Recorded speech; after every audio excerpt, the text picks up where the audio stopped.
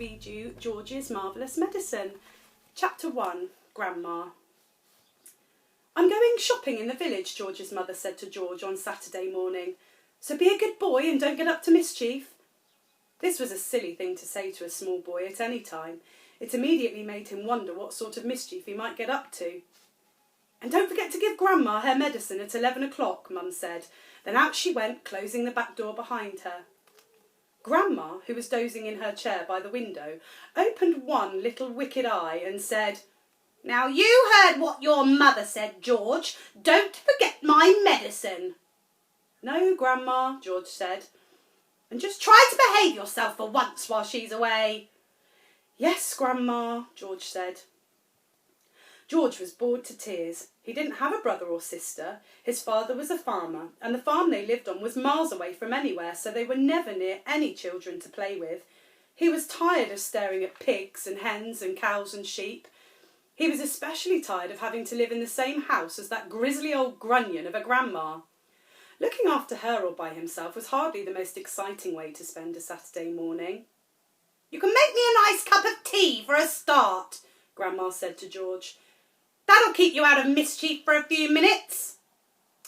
"Yes, Grandma," George said. George couldn't help disliking Grandma. She was a selfish, grumpy old woman. She had pale brown teeth and a small puckered-up mouth like a dog's bottom. "How much sugar in your tea today, Grandma?" George asked her. "1 spoon," she said, "and no milk." Most grandmothers are lovely, kind, helpful old ladies, but not this one. She spent all day, every day, sitting in her chair by the window, and she was always complaining, grousing, grouching, grumbling, griping about something or another. Never once, even on her best days, had she smiled at George and said, "Well, how are you this morning, George?" Or, "Why don't you and I have a game of snakes and ladders?" Or, "How was school today?" She didn't seem to care about other people, only about herself. She was a miserable old grouch. George went into the kitchen and made Grandma a cup of tea with a tea bag. He put 1 spoon of sugar in it and no milk. He stirred the sugar well and carried the cup into the living room. Grandma sipped the tea. "It's not sweet enough," she said. "Put more sugar in it." George took the cup back to the kitchen and added another spoonful of sugar. He stirred it again and carried it carefully into Grandma. "Where's the saucer?" she said. "I won't have a cup without a saucer." George fetched her a saucer. "What about a teaspoon, if you please?"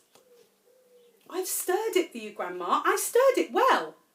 "I'll stir my own tea, thank you very much," she said. "Fetch me a spoon." George fetched her a teaspoon. When George's mother or father were home, Grandma never ordered George about like this. It was only when she had him on her own that she began treating him badly. "You know what's the matter with you?" the old woman said, staring at George over the rim of her teacup glasses with those bright, wicked little eyes. "You're growing too fast. Boys who grow too fast become stupid and lazy." "But I can't help it if I'm growing fast, Grandma," George said.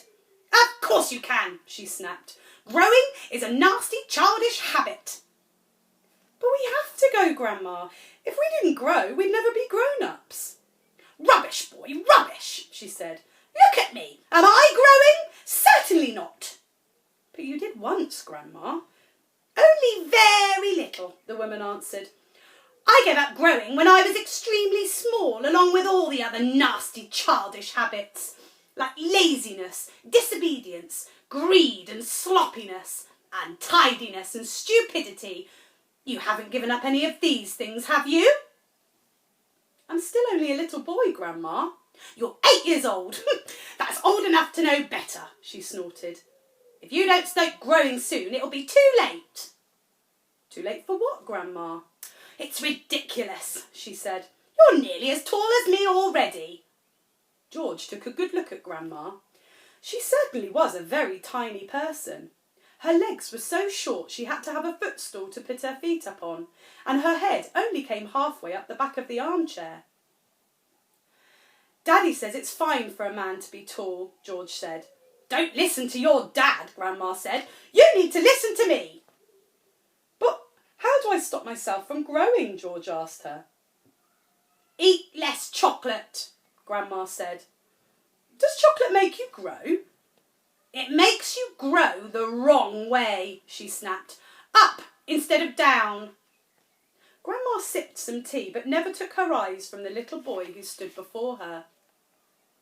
Never grow up, she said. Always down. Yes, Grandma. And stop eating chocolate. Eat cabbage instead. Cabbage? Oh, no, I don't like cabbage, George said. It's not what you like or what you don't like, Grandma snapped. It's what's good for you and that's what counts.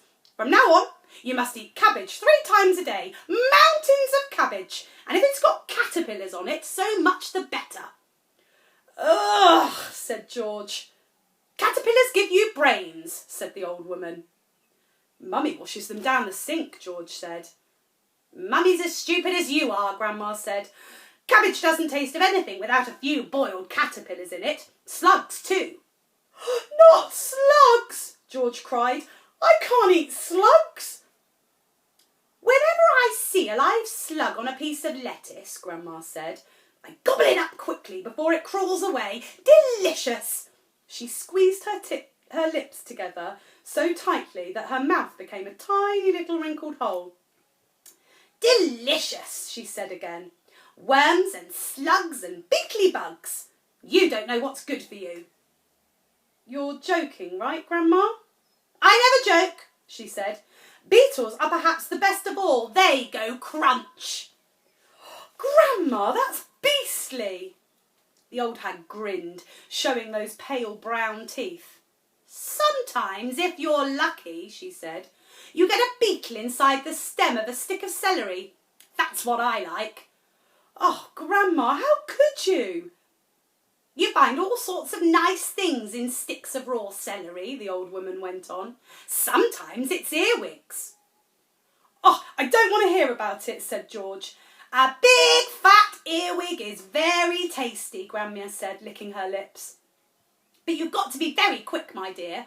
When you put one of those in your mouth, it has a pair of sharp nippers on its back end, and if it grabs your tongue with those, it will never let go.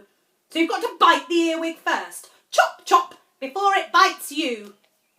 George started edging towards the door. He wanted to get as far away as possible from the filthy old woman.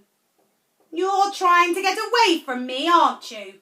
She said, pointing a finger straight at George's face. You are trying to get away from Grandma. Little George stood by the door staring at the old hag in the chair. She stared back at him. Could it be, George wondered, that she was a witch? He'd always thought witches were only in fairy tales, but now he wasn't so sure. Come closer to me, little boy, she said, beckoning to him with her little finger. Come closer to me and I will tell you secrets. George didn't move. Grandma didn't move either. I know a great many secrets, she said, and then suddenly she smiled. It was a thin, icy smile, the kind a snake might make just before it bites you. Come over here to Grandma and she'll whisper secrets to you. George took a step backwards, edging closer to the door. You mustn't be frightened of your old Grandma, she said, smiling that icy smile. George took another step backwards. Some of us, she said, and all at once she was leaning forward in her chair and whispering in a throaty sort of voice George had never heard her use before. Some of us, she said, have magic powers that can twist the creatures of this earth into wondrous shapes. A tingle of electricity flashed down the length of George's spine. He began to feel frightened. Some of us, she went on, have fire on our tongues and sparks in our bellies and wizardry in the tips of our fingers. Some of us know secrets that would make your hair stand straight up on end and your eyes pop out of their sockets.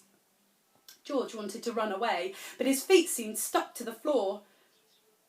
We know how to make your nails drop off and your teeth grow out of your fingers instead. George began to tremble. It was her face that frightened him most of all. The frosty smile, the brilliant unblinking eyes.